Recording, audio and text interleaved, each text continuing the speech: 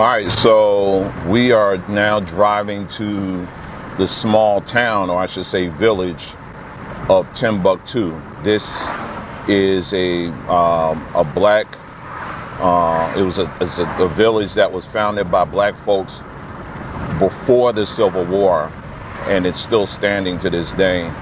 And I just think it's so fascinating. So we're just about here. I'm getting ready to turn in here now.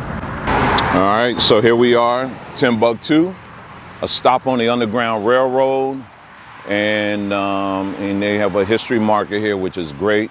We'll just read it real quick. It says, Timbuctoo includes the Church Street, Blue Jay Hill Road, and the adjacent areas with the support of local Quakers.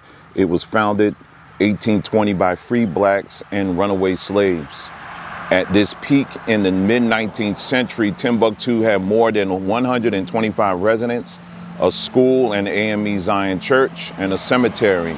The key remaining evidence of this community is the cemetery on Church Street, which contains the graves of black Civil War veterans. Some current residents are descendants of early settlers. And so they have a marker right there. So, all right, let's drive on down and let's take a look. What you are looking at is a small village that was established by black folks that has been standing here for over 200 years. As you can imagine, there are a lot of interesting stories one town could collect within that amount of time. One of those stories is one that tells of the resilience and fight these former African slaves needed to establish this beachhead for all other former African slaves who sought for freedom in the Northeast and beyond.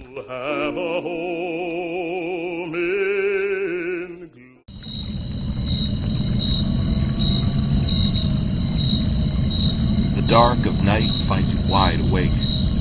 Branches rustle in the winter winds, and shadows in the woods take on a lifelike motion.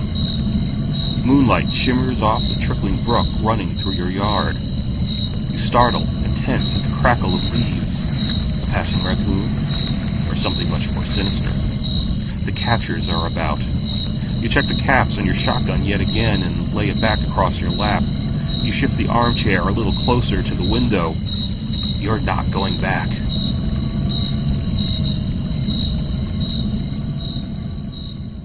Just outside of Mount Holly, on the way to the Lenape Reservation on Rancocas Road, one passes the remains of a thriving, though never large, community of color. Referred to often as just Bucktoo by locals, Timbuctoo took its name from the African city in Mali. That city was home to a bustling caravan economy and a world-renowned university. All this during the Middle Ages in Europe. Our Timbuctoo, however, is located within the modern bounds of Westhampton Township in New Jersey's Burlington County. Though there remains significant scholarly discourse regarding when this community was founded, it was certainly in place during most of the early part of the 19th century. It served as an extended family for many free blacks and mulattoes, as well as a few self-emancipated former slaves. This latter group tended to stay only briefly and then moved on to safer homesteads in New York or Canada. Some, however, found the place inviting and adequate to meet their needs in raising a family. Perry Simmons was one such man.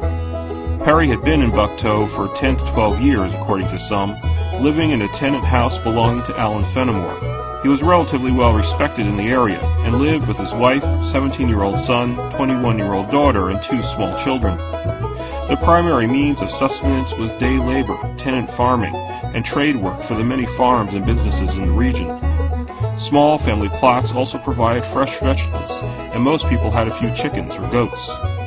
It is most probable that in performing some day labor, Perry caught the eye of a slave catcher or his agent. You see, Perry had been audacious enough to emancipate himself and his family from a slaveholder down south.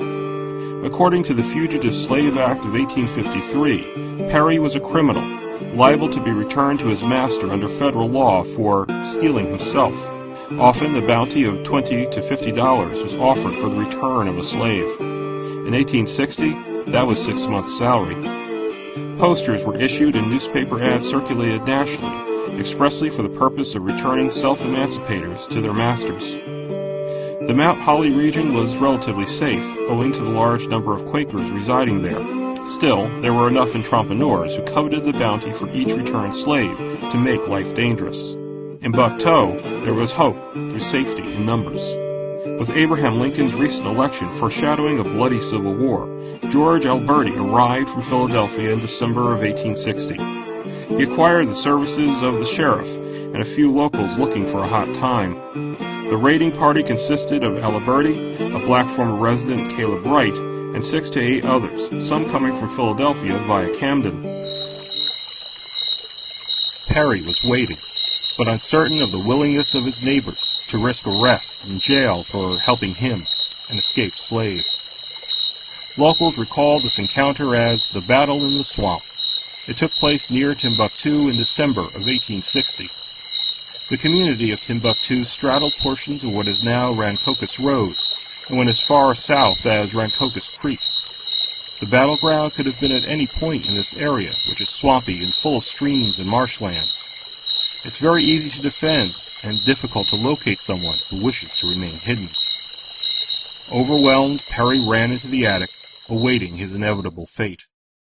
To his surprise and delight, however, his neighbors came out in support. The community respected this resident and came to his aid, firing muskets and pistols in return to the fighting of the bounty hunters. Henry Shin relates that several people were injured, though not much factual evidence exists about this engagement. Mr. Simmons stayed in his attic all night, but was never captured. It is also related that this was one of 2 failed attempts to capture Perry and put him back into slavery. We have the following reference from the New Jersey Mirror newspaper from February the 13th, 1862. Perry Simmons, the colored man, whose attempted arrest as a fugitive slave on 2 occasions created considerable excitement in our neighborhood, died in Timbuctoo a week or 2 ago. Perry had not been well since the last attempt to capture him, in consequence of taking a severe cold on that freezing night. It will be recollected that he was forced to fly suddenly from his bedroom to the garret, where he was obliged to remain until morning, suffering severely from the cold. Perry is at last beyond the reach of his Southern master. New Jersey is often noted for having voted against Abraham Lincoln in both of his bids for the presidency, and industrial economic interests held Southern sympathies. But on that cold night in 1860, residents stood together in a bold defense of a place called Timbuctoo. All right, just parked the car and I'm heading out over here, and we can take a look at, this site here. So here you go. I'm not going to read all of this here, but I'll just read what it says here. It says, original site of the Zion Wesleyan Methodist Episcopal African Church and Cemetery. This was purchased back in 1854 and incorporated in 1854 as well, established in 1840. And so, you could do pause the video and you can watch this, or rather read it yourself there. But it's so good that they have, all of this information here so people can come and then they can see for themselves here. And so here's some more information here that they have. Let's just read this here. It says settlement in Timbuctoo began in 1826 when a Quaker by the name of William Hilliard sold parcels of land to 4 African-American men, all believed to have escaped slaves from Maryland. And they even had the names of the slaves right there, or former slaves. The next recorded sale was in 1829 when John Buer bought 1 acre from Quaker Samuel Atkinson for $30. Timbuctoo first appeared on a deed in 1830 when Major Mitchell bought 0.5 acres from Samuel Atkinson for $15. By the mid-1800s, Timbuctoo had about 135 residents, and they have all this documentation sitting right here. This is amazing. This is great. And so then they have a whole section here where they are paying tribute to those that fought in the Union Army right here. You can take a look at that. And then they have this there as well. Okay, honoring Timbuctoo soldiers who fought in the Civil War. So all of this was settled, and much of this land is still owned by black folks. And I think what's so amazing about this, again, is just how, again, this is just more of a testament of the resiliency of our people. And this is something we were just talking about on video on a recent broadcast, about, the importance of celebrating the resiliency of our people. In other words, taking the very little that we was able to get to acquire and to make something of it. And here you have a town, or they refer to it as a village, that's still in existence today, thanks to the resiliency of these people that are here. The other point I think is worth mentioning too is, and this is something a point I raised in the broadcast I did recently, is this fact that, think about it, all the times when we think of black towns or black villages, in most conversations that you have even listened to or were part of on social media, whatever, when they talk about black towns, what's the one town that always comes to mind? It's Greenwood or Black Wall Street. That's the only town that comes up. Or another one that always comes up is Rosewood. And these are towns, although they were established and they were successful for a time, they ended, unfortunately, in failure. Not failure on the behalf of the black folks who established it, but failure because this system that they were trying to get something going on failed them and they destroyed it, But so a lot of times, I think as a people, we spend too much time focusing on the failures and not too much on the successes. We do need to honor those in Rosewood, in Greenwood, places like that. But we also need to focus on the many places that are all throughout the United States, like this, that are still thriving, thanks in large part to the efforts of black folks. And it's something that we cannot forget. Here in New Jersey, for example, there are about 20 towns that are still in existence today and would not have been in existence if it weren't for black folks. And you'll find this, it's just quite amazing. But see, a lot of times this doesn't come up, does it? A lot of times people don't talk about this, But the truth is that we have many examples of the successes of our people when it comes to building towns and building villages that are just all around us. And I think we need to put more emphasis and focus on that. If you would like to know more about Timbuctoo, I would advise you to come to their website. Yeah, they actually created a very, very good website. It's Timbuctoo, New Jersey, or NJ.com. I'll have the link in the description below, and you can just click on it and it should bring you here. But big shout out to them for putting this together, because here you have PowerPoint presentations, you have old newspaper clippings. They just have a lot on here so that you can kind of really get an idea of, the town and, the people behind the town. And I'm just kind of clicking on things right here so you can kind of get an idea. I mean, very, very comprehensive. They even have the history of how, Timbuctoo, how vital it was to the Underground Railroad. Let me see. Let me go back here because I want you to see the PowerPoint presentation. Let me click here. Yeah, there you go. So if you click here, and you can download it and you can look at it on your own time.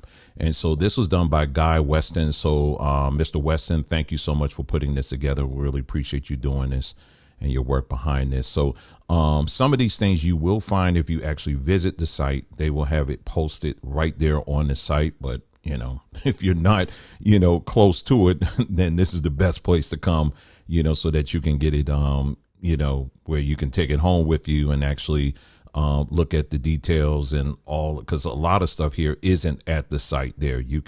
But here on the PowerPoint, you can check it all out here. So yeah, New Jersey was very instrumental in the Underground Railroad. You had a numbers of Africans who were formerly slaves that came here as a middle place on their way up to Canada. But there was also a significant number who stayed here and made it their home. In this PowerPoint, he also talks about the importance of how the Quakers played a very key role in in the anti-slavery movement. However, as he mentions here, many Quakers were enslavers before 1776. But and like I said, he did an excellent job because he's taking you through the process. Because it says here, after a long and passionate debate, members determined that enslavement should play no role in the Society of Friends. And if you live anywhere around here, you'll see that a lot, the Society of Friends. And that was basically the Quakers. And yeah, they were very instrumental, thankfully, in dismantling a lot of the slave laws and practices that were here in New Jersey. And and they were, in fact, as I said earlier in this video, they were in fact the ones who sold the initial parcels of land to these first Africans who were formerly slaves, to formulate the town that we know today as Timbuctoo. So yeah, so he lays it all out here, gives you, who lived where and all of that, and pretty sizable pieces of land, man. I'm telling you. Just looking through here. So yeah, he even gives you newspaper clippings and death notices. It's very detailed. Like I said, I really have a high appreciation for people who, take the time to put this all together and make it public so that, we can come along, someone in the future can come along and see it and say, man, let me learn more about it, because otherwise a lot of people wouldn't know anything about this. So very grateful for the work that they put in. And they even have a contact link here. If you want to contact them, you can find out about that. You can, ask them any questions that you may have as well. Yeah, it's right here, to contact or questions. Let's see, they have a historical society. I'm just kind of going through, some of the things here. So there you go. So again, check out the website. The link will be in the description below, and you can find out more information about, this village that's still very alive, and you have quite a number of the descendants that still live there. So thank you again for checking us out and checking out this video. Remember, go out there and explore. You'll find that there's a lot of stuff that our people have built and are still standing to this day. So again, we are very grateful for the Greenwoods and the Rosewoods, and and we want to continue to remember them and memorialize them. But also, let's focus on the other major accomplishments that we were able to achieve here, and let's make sure that the memories of these individuals are not forgotten. Okay, so again, thank you so much. You guys take care, and I'll see you next time.